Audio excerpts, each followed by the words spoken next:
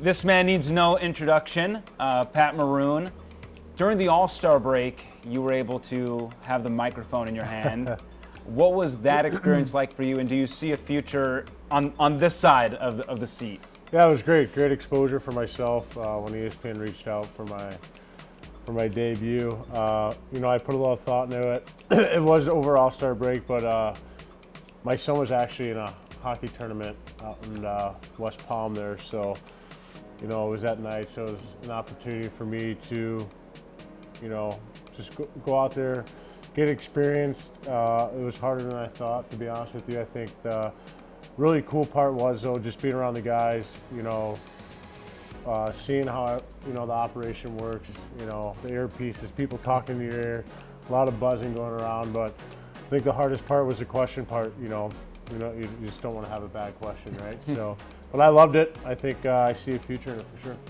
And then also with analyst work or being in the studio, do you get enjoyment out of bringing the game to others and sort of having fun with it too? Because I think people associate your game, what you've done with not only the championships, but also, the fighting and having fun as well on the ice and chirping.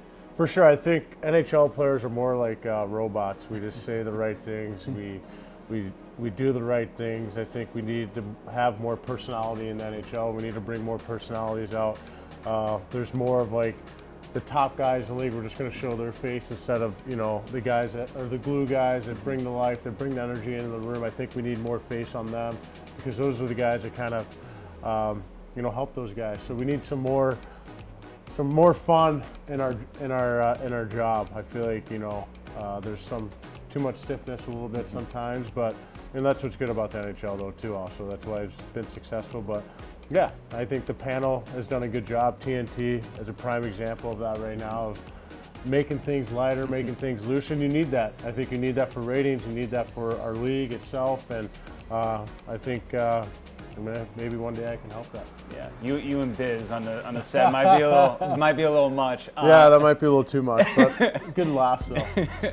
With your maturation in the NHL and sort of being an enforcer, at the back end of your career now, do you notice a lot more guys coming up to you saying, "Hey, I would love to get into a rumble with you," and you being like, "Man, I'm getting too old for this."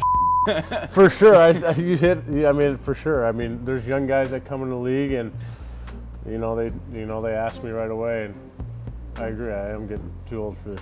Sorry for the camera, but no, but it's it's humbling too. I think it's something you take pride in.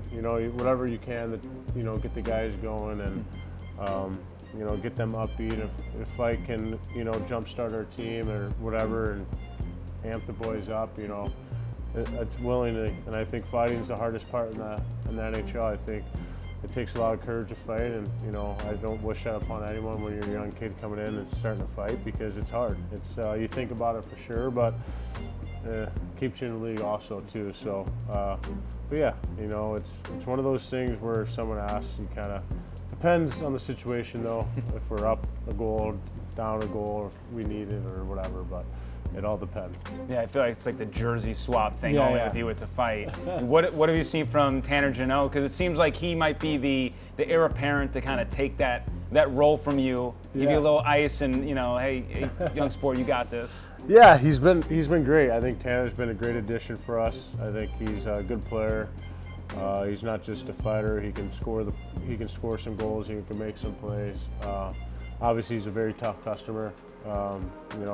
He's fighting all the guys I fought, so he's willing to do it. He's willing to stick up for his teammates, and the more guys you have like that, the more we're going to feel more protected, and guys feel a little bit taller on the bench, feel a little bit bigger, and I think that's the most important thing. And then as we get closer to the postseason, it just seems like year after year, no matter what the Lightning do, that you lay in the shadows a little bit of everybody else sort of trying to glorify some other teams, and rightfully so, with maybe a Boston this year and what Carolina's doing in the points category. But just for you guys in that locker room, knowing what it takes to get to where you want to go, is there ever any doubt that you are a team that's built for that run once again? Yeah, I mean, you always, no matter what happens, and no matter where you're at in the standings or where you're at in the playoffs, when the regular season's over, I think anyone has a chance. I don't care who you are, where you're at in the standings. Every team's good when you're in the playoffs. And you know what? It's all about grit, hard work, and heart. And I feel like this team has that no matter what it is. I don't know. It just seems like we have that when it's on the line and we're playing, desperate hockey. I want to say desperate hockey because we're down, but I would just say, we're finding ways to win, and we're desperate to block a shot or do the little things, win a battle. I think that's why this team has had success over the last 3 years, and it's been really fun to watch. And you never count out the Tampa Bay Lightning. That's what I've always said, and I think we have all the leadership, all the talent in the world in that room, and I feel like when we put it all together, we're a very good hockey team.